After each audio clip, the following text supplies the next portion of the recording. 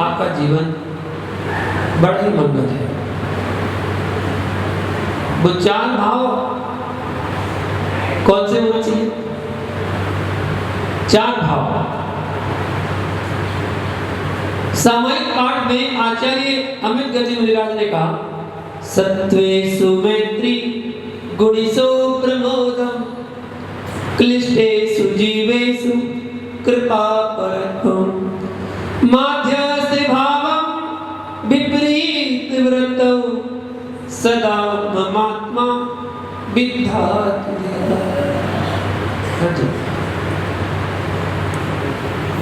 4 भाव। इन 4 भाव की व्याख्या यहाँ पर की है। श्रावक के अंदर 4 भाव होना चाहिए। कौन से 4 भाव? सत्वेषु मैत्री, सभी जीवों के प्रति मैत्री भाव होना चाहिए। एक भाव मैत्री भाव। दूसरा भाव गुणेषु प्रमोदम, जो गुणवान व्यक्ति है, गुणवान लोग हैं, आपसे गुणी जन है, उनसे कौन सा भाव? प्रमोद भाव। उनको देखकर मन प्रसन्नचित हो जाना चाहिए। ऐसे नहीं उनको देखकर मुंह बनाना चाहिए, कहां से आ गया, नहीं, उनको देखकर मन प्रफुल्लित हो जाना चाहिए। हमसे गुणवान आ गया, गुणवान हमसे गुणी व्यक्ति आ गया। आजकल गुणी व्यक्ति देख के कहते बताओ अब जी हमसे बड़ा आ गया, इसका नाम होगा, मेरा नाम तो होगा नहीं, इसका नाम होगा क्योंकि ये बड़ा है, गुणवान है। अपने से गुणवान व्यक्ति को देखकर प्रमोद भाव आना चाहिए, दूसरा भाव है। और तीसरा भाव क्लिष्टेषु जीवेषु कृपा परत्वम्, क्लिष्ट जो दुखी लोग हैं उन पर कृपा करना। तीसरा भाव कारुण्य भाव, करुणा का भाव, मैत्री भाव, प्रमोद भाव, करुणा भाव। और चौथा भाव माध्यस्थ भावं विपरीत वृत्तौ, जो विपरीत बुद्धि वाले हैं उनसे क्या करो? माध्यस्थ भाव। माध्यस्थ भाव का मतलब तू जान तेरा काम जान। एक बार समझाने का प्रयास करना चाहिए। एक बार समझाओ, समझ में नहीं आए दोबारा कोशिश करो, दूसरी बार समझाओ, समझ में आ जाए तो ठीक, नहीं आए तो तीसरी बार समझाओ, तीसरी बार समझ में नहीं आए तो तू जान तेरा काम जान। मेरा काम समझाना था, मैंने बता दिया, समझा दिया। उनसे माध्यस्थ, उनसे राग नहीं करना ना, द्वेष करना, बैर नहीं बांधना उनसे। ठीक है, तुम जानो तुम्हारा काम जानो, भैया हमारा काम बताना था, समझाना था, समझा दिया, अब तुम्हारी समझ में नहीं आ रही तो जय जिनेंद्र। माध्यस्थ भाव। ये 4 भाव हर श्रावक के अंदर मन में होना चाहिए, तभी वो उत्कृष्ट अच्छा श्रावक कहलाएगा। 4 भाव होना चाहिए। सामायिक करते समय जब सामायिक पाठ पढ़ते हैं तो उसमें ये 4 भाव की व्याख्या सबसे पहले की जाती है कि ये 4 भाव आपके पास होना चाहिए। ये 4 भाव आपके पास हैं तभी आप सामायिक करने का अधिकारी बन पाओगे। सामायिक करना है तो 4 भाव अपने जीवन में लाइएगा। इन्हीं 4 भावों की व्याख्या पंडित जुगल किशोर मुख्तार जी ने कहाँ कर दी? मेरी भाव में। एक एक पंक्ति एक एक शब्द में देखो क्या भरा पड़ा है। कौन सी पंक्ति है? मैत्री भाव जगत में मेरा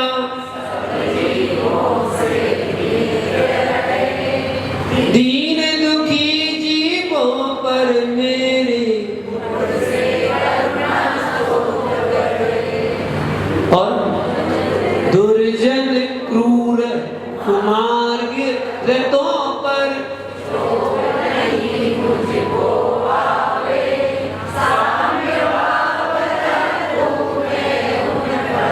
ऐसी परिणति। दो लेना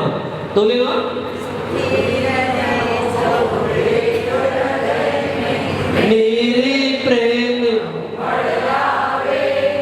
बने जात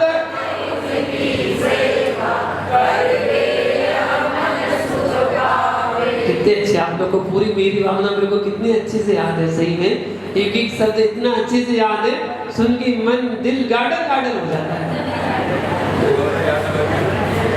प्रसन्नता आ जाती है। जब सब कुछ छोटे बच्चे से सुनो ना तो बहुत अच्छा लगता है। जब छोटा बच्चा सुनाता ना तो लगता है और वाह इसको अभी से याद हो गई मेरी भावना, बहुत अच्छे से याद हो गई, लेकिन मेरी भावना याद करने से क्या होता है, उसके बारे में जान तो लो जरा कि मेरी भावना में लिखा क्या क्या है। एक एक शब्द जान तो लो, समझ तो लो कि उसमें क्या क्या लिखा है। एक लाइन अगर अर्थ लगाने बैठ जाओ तो पूरा घंटा निकल जाए आपका। एक लाइन, मैत्री भाव जगत में, जगत मतलब संसार, संसार में मैत्री भाव जगत में कैसे रहे, किसके प्रति, सब जीवों से कब कब रहे, नित्य रहे। नित्य मतलब हमेशा रहे, हमेशा मैत्री भाव रहना चाहिए, सब जीवों के प्रति रहना चाहिए, पूरे संसार में रहना चाहिए। संसार के सभी प्राणियों में 1 इंद्री, 2 इंद्री, 3 इंद्री, 4 इंद्री, 5 इंद्री, बस इससे ज्यादा तो कोई है नहीं है। 6 इंद्री तो कोई होता नहीं है। 1 इंद्री से लेकर 5 इंद्री तक के जीव, चाहे वो नरक गति के हो, चाहे वो देव गति के हो, चाहे वो त्रिंस गति के हो, चाहे वो मनुष्य गति के हो, चारों गतियों के जीव, पूरे संसार में जितने जीव हैं उन सभी जीवों के प्रति मेरा मैत्री भाव। जानते हो क्या, सब जीवों को जानते हो क्या? नहीं जानते, नहीं। भावना तो भा सकते हैं, जानते नहीं है, भावना भा सकते हैं। क्या? सुखी रहे सब जीव जगत, भावना भा रहे। आप क्या कर लोगे उनके लिए? कुछ कर सकते क्या? कुछ भी नहीं कर सकते, लेकिन भावना भा सकते हैं। संसार के सभी जीव सुखी रहे, बस हम ही भावना भाते हैं। यही तो भावना भा रहे हैं, मैत्री भाव, मित्रता का भाव। एक होता है दुश्मनी का भाव, एक होता है मित्रता का भाव, ठीक है ना? अपना अपना होता है, पराया पराया होता है। समझ में आ रही? अपना अपना होता है, पराया पराया होता है। अपना बेटा पिट रहा है, 4 लोग पीट रहे हैं, तुम खड़े होकर देखोगे क्या? क्या करोगे? आजा इधर, बताता हूं तूने मेरे बेटे को हाथ कैसे लगाया। गलती तुम्हारे बेटे की है, गलती तुम्हारे बेटे की है, तब भी किसका पक्ष लोगे? बेटे के पक्ष लोगे। तुमने मेरे बेटे को हाथ कैसे लगाया? ऐसे ही। और पड़ोसी का बेटा पिट रहा हो तो पिटने दो ना, हमें तो पिटना। हम बीच में क्यों पड़े? अभी हम बीच में पड़ेंगे, हमें और सुनना पड़ेगी। हम क्या कुछ है? और बगल में से, साइड में से निकल जाओगे। क्यों? अपनापन नहीं है ना, अपनापन नहीं है, इसलिए वो पराया है। परायेपन पर पराया है, अपना अपना होता है, पराया पराया होता है। जब जहां पर जिस जीव के प्रति अपनापन हो जाता है, उसके प्रति करुणा अपने आप सामने आती है कि ये मेरा है। गली में 10 कुत्ते घूम रहे हैं, उन कुत्तों पर कोई ध्यान नहीं जा रहा, और एक छोटा सा पिल्ला आपने पाल लिया, उसको तुम गोदी में लेके घूम रहे हो, उसको गोदी में लेके घूम रहे हो। अगर उसने घर में अपने कमरे में अगर कुछ गंदगी कर दी, अपने हाथ से साफ कर दोगे? कर दोगे कि नहीं? नौकर नहीं है, क्या करोगे? खुद साफ करोगे। कुत्ते की, उसकी भी साफ कर दोगे। क्यों? अपना है ना, अपना है ना, पाल रखा है ना। देखो प्रैक्टिकल बता रहा हूं मैं तो, यही है हकीकत। आप भले यहाँ पर बोलना है हम तो नहीं करेंगे, हम तो नहीं करेंगे, ये करोगे, करोगे। भले ही स्नान कर लोगे बाद में, लेकिन करोगे, क्योंकि आपका है ना, आपने उसको पाला है। इसलिए जिस जीव के प्रति अपनापन होता है, उसकी हम केयर करते हैं।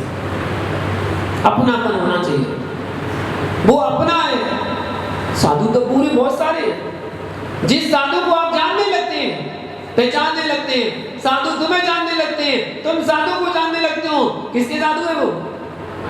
अभी कुछ दिनों बाद कहो कि विभंजन साहब किसके हैं?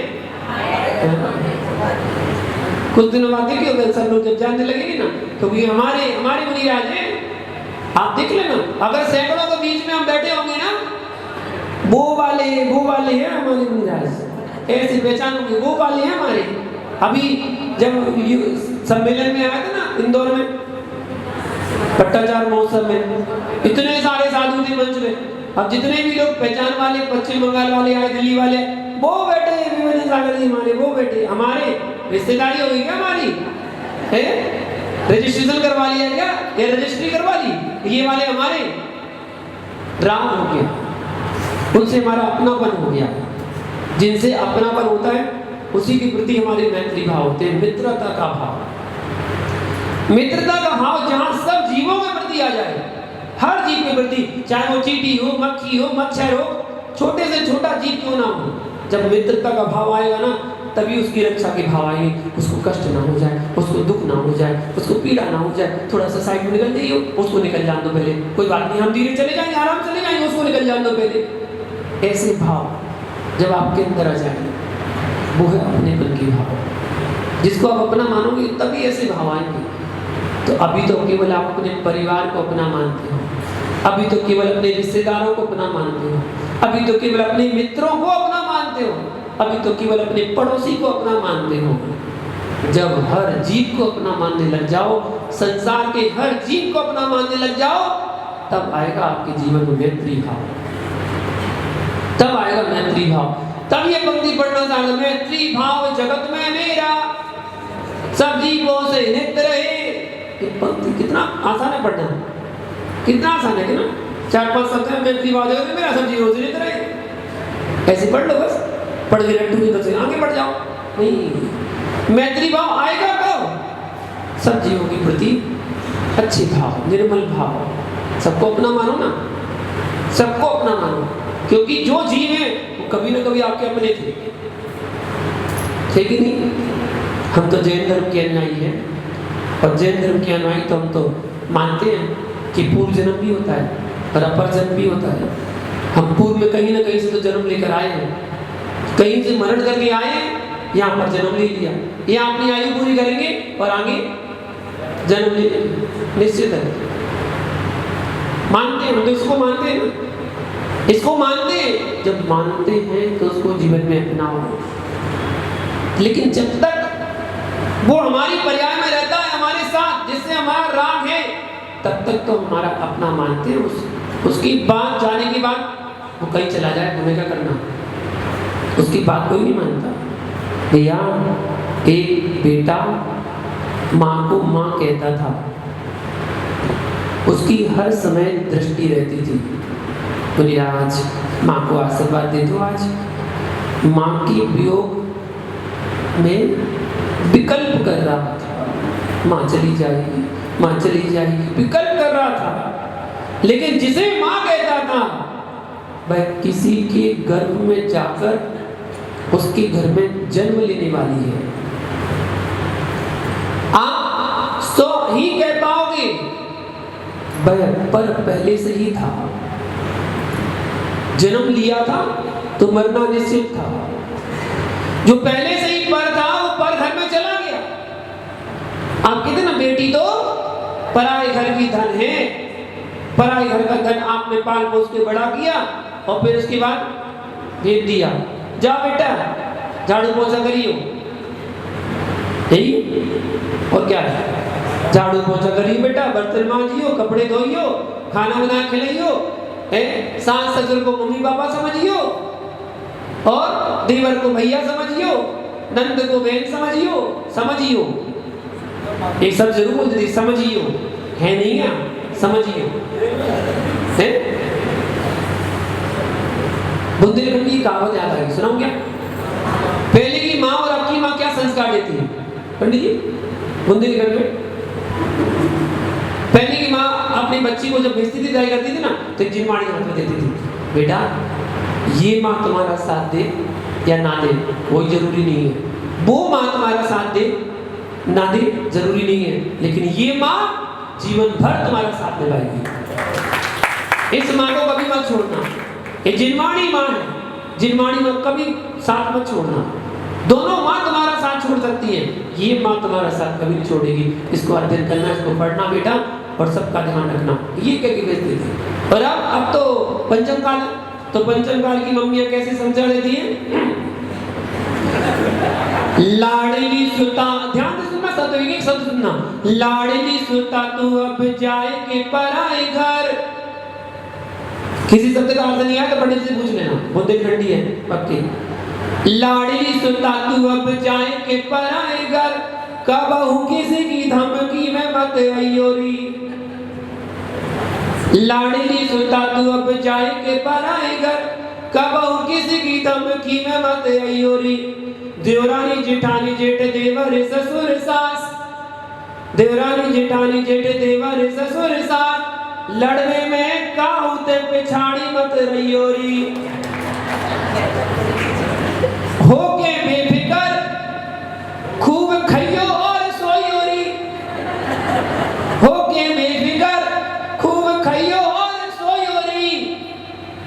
पत्ती पड़े तो मुंह पे फोन कर दइयो जी।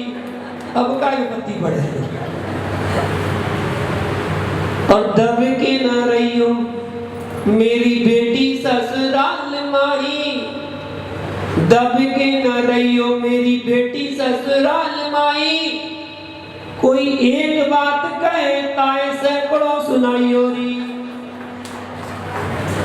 बताओ ऐसे संस्कार देके अपनी बेटी को अगर भेजोगी ना ससुराल में तो क्या हाल होगा फिर तो वही होगा वो जो पेपरों में पढ़ते हैं, यहाँ ये हो गया वहां ये हो गया, इसने ये कर दिया उसने वो कर दिया, यही सुनोगे। माता पिता अपने बच्चों को अच्छे संस्कार देते हैं। देखो पर घर में तो जाना तो है ही, ये तो नियम है। माँ बाप को लड़की को बाहर भेजना ही पड़ता है, घर में नहीं रख सकते। ये पुराने रीति रिवाज हमारे चले आ रहे हैं, भेजना ही होता है। तो मैं उन बहनों से कहता हूँ, उन लड़कियों से कहता हूँ, बेटा तुम्हें घर से बाहर तो जाना ही है, ये तो पक्की बात है। और एक बात याद रखना, तुम्हें वो कहते हैं ना मम्मी माता, देखो माता तो तुम्हें बनना पड़ेगा।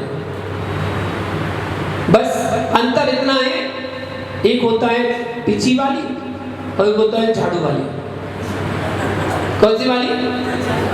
अब झाड़ू वाली बनना कि पीछी वाली बनना वो तुम्हारे जिम्मे है।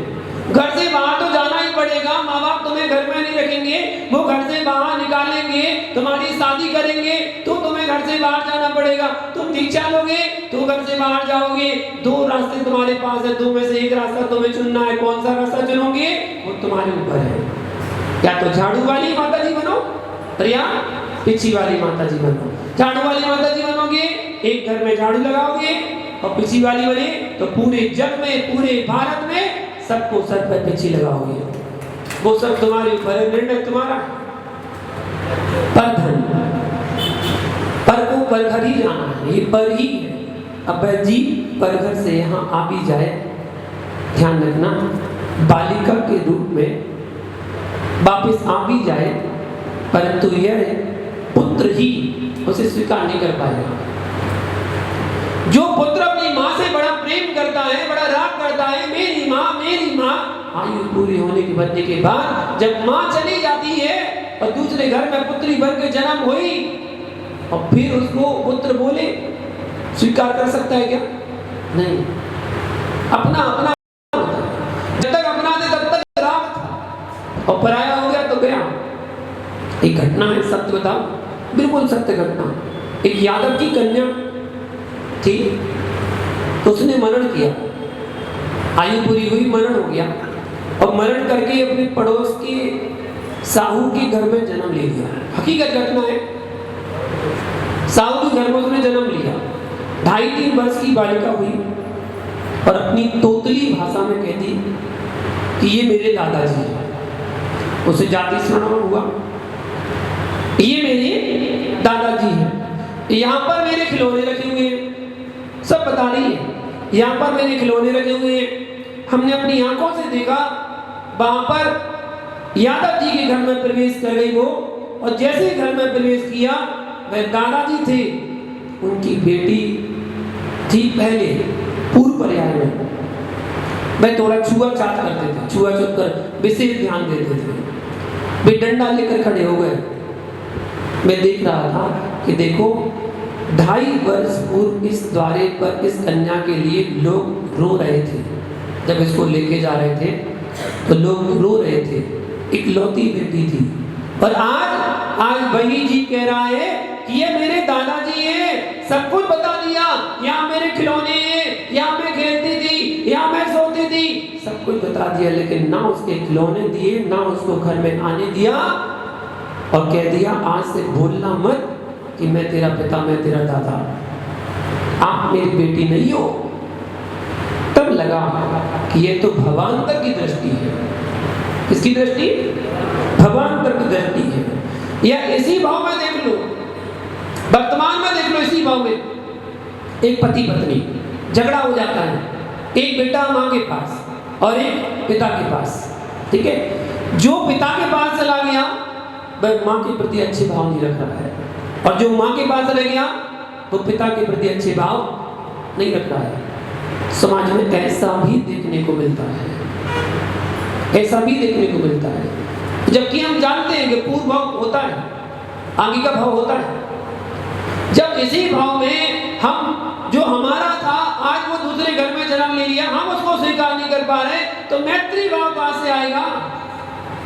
मैत्री भाव हम पढ़ तो रहे सब जीवों के प्रति मित्र है, अपनों के पास ही रह पाता है, जब तक वो अपने साथ है तब तक ही अपना है। उसके बाद तो पर हो गया, वो पराया हो गया। ऐसे निर्मल परिणाम, निर्मल भाव जब आपके अंदर आ जाए तब समझना एक सच्चे श्रावक आप बन रहे हैं। सच्चे श्रावक बनने के लिए अपने भावों को निर्मल करने की आवश्यकता है। सब जीवों को समान समझने की आवश्यकता है। सब जीव समान हैं, सब जीव अपने हैं, सब जीव अपने मित्र ही तो है। मित्रता का भाव, मैत्री भाव, जगत में मेरा सब जीवों से मित्र है। आगे की व्याख्या अपन कल देखेंगे। आज के लिए इतना ही, समय हो गया।